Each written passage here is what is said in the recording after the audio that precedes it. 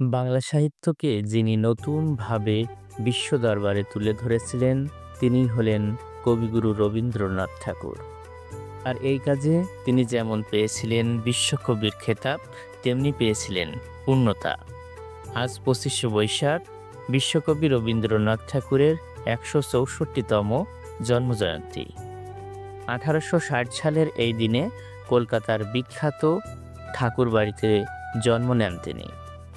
১৮৯১ সালে পিতার আদেশে নদিয়া, পাবনা, রাজশাহী ও উড়িষ্যার জমিদারি তদারকি করতে শিলাইদহের কুঠিবাড়িতে আগমন কবিগুরুর।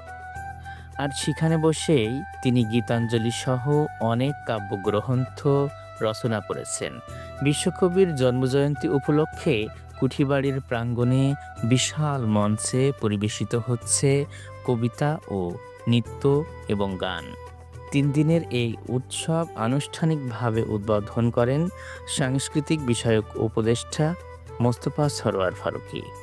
দেশের বিভিন্ন অঞ্চল থেকে ভ্রমণপ্রেমীরা এখন ভিড় জমাচ্ছে স্মৃতি বিজড়িত কবিগুরুর কুঠিবাড়িতে।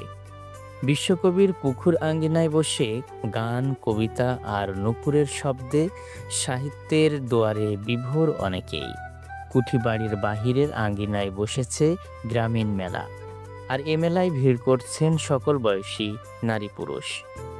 মেলায় হরেক রকম পসরা সাজিয়েছে দোকানিরা। নাগরদোলা ও চরকির আশেপাশে আনাগোনা করছে শিশুরা। অন্যদিকে বাঁশ, বেত ও কাঠের তৈরি আসবাবপত্রের দোকানে ভিড় করছে বড়রা। Место очень хорошее, очень интересно, очень чистое. Видно, что за ним что-то популярно. Очень жарко, правда. В целом интересно. I'm enjoying, but many people, and I не успеваю со всеми фоткаться. Вообще Бангладеш отличается очень красивой природой, потому что вокруг очень много воды, ну то есть какие-то озера.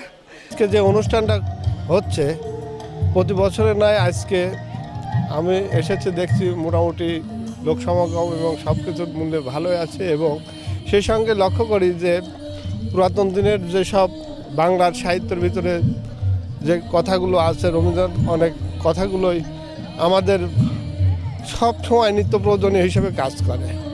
এবং সেই সঙ্গে আমি মনে করি যে প্রতিনিয়ত প্রতি বছর আমাদের স্কুল, কলেজ যেখানে আছে এই অনুষ্ঠানে এসে নতুনত্ব কোনো কিছু শেখার জন্য আগ্রহ প্রকাশ পাবে এবং সেই সঙ্গে আমাদের ছেলেরা বই পড়ার প্রতি উৎসাহিত হবে। আমরা এসেছি মূলত মানে এটা একটা সাংস্কৃতিক অনুষ্ঠান এখানে অনুষ্ঠিত হয়। বাড়ি এখানে মূলত আমরা এটা বাংলার একটা ঐতিহ্য। আজকে রবীন্দ্রনাথ ঠাকুরের জন্মবার্ষিকী, সেই উপলক্ষেই মূলত এখানে আসা।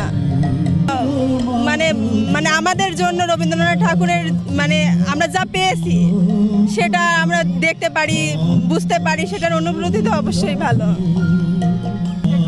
এখানে বিভিন্ন সাংস্কৃতিক অনুষ্ঠান, এখানকার মানে সব কিছুর একটা প্রেজেন্টেশন, এটা মানে আমার ঐতিহ্যকে মনে করিয়ে দেয়, এটাই আর কি।